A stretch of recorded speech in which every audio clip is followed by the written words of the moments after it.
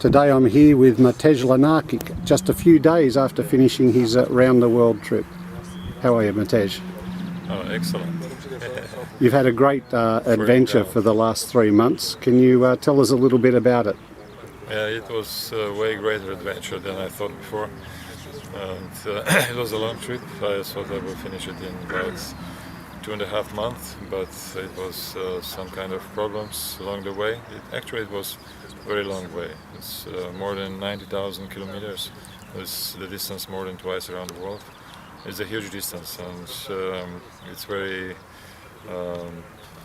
tight. It was very tight schedule, so I got some delays due to weather, some delays due bureaucracy, papers, permissions, and some delays due some aircraft problems, engine problems, some problem with I didn't expect. So actually, I didn't expect any problems, but they're coming along with this trip.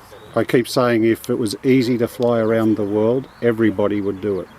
So it's still very difficult. Still very difficult. You've been places where a light aircraft like this has never been before, to Antarctica and crossing the Pacific Ocean over the top of Mount Everest. What was personally the highlight of the trip for you? It was several highlights. It was quite a few very scary moments, and almost connected to not so good weather. And the flying about the places, there is absolutely no chance somebody search and rescue. So it was, from time to time, it was a bit tense. It was a bit stressful, but if I look behind, highlights was definitely Antarctica.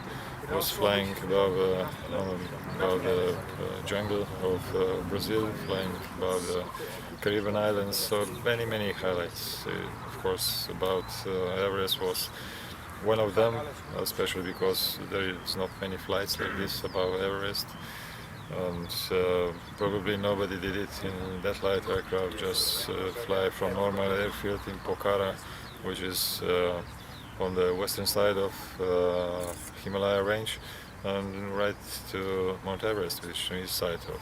It was actually a big privilege for me to fly that small aircraft, that beautiful panorama all the way along the beautiful mountain range of Himalaya. It was really astonishing. The technology you had available to you this time with spider tracks and the internet was a very valuable resource, because so many people were able to participate and feel like they were part of your adventure. And it also meant that you had available people to help you and assist when you landed. Did you find it very useful to have so many new friends around the world? That was one of the big surprises. Actually, I installed a spider track because of safety, and thought, okay, maybe somebody will be interested as well, and maybe it's good to have it on the internet as well. So we put it on the internet. It was a big surprise for me, because so many followers, so many good wishes are coming through our discussion, and it was our forum, and it was great. Really. I believe more than 5,000 comments. Yeah, it's per day. Altogether comments, yes, that's incredible. It was about 900,000 different people were following this. Which is truly amazing. It's amazing for aviation event. It's amazing. It's not something special for football, but for this. Now, your trip was really to benefit two things. Firstly, to do some impressive photography for your books, and also to measure the levels of black carbon. How did the measurements of black carbon go, and are you surprised by any of the measurements taken? Just the preliminary analysis have been done during the trip, but the final research is going to be in following day or months. Is coming, and the guys who were working, scientists who were working on this project, were extremely satisfied, because this is on one side first cross section of around the world what is going on due to black carbon. And the other way, we did this with very small light aircraft, which is a good advantage for scientific researches because it's not polluting so much that big aircrafts, big machines, they're using usually for this kind of researches. So we got quite a lot of interest in scientific magazines. They were very interesting, and we actually promote this kind of scientific work. It might be future for many different kind of researches. The photos you were sharing with us on the internet were simply amazing. Beautiful photos that were stunning. You should have a very difficult job choosing which ones are the best for your book. Yeah.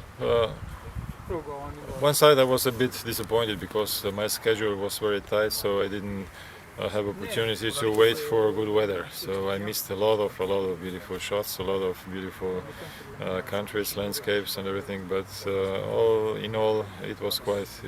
The material is good enough, and it's a lot of material anyway. So yes, it is going to be good work to make a selection. And you had a few problems throughout the trip with the aircraft, and I'm looking now at the wheel spat, which had a big rock through it in Antarctica, and some bad fuel.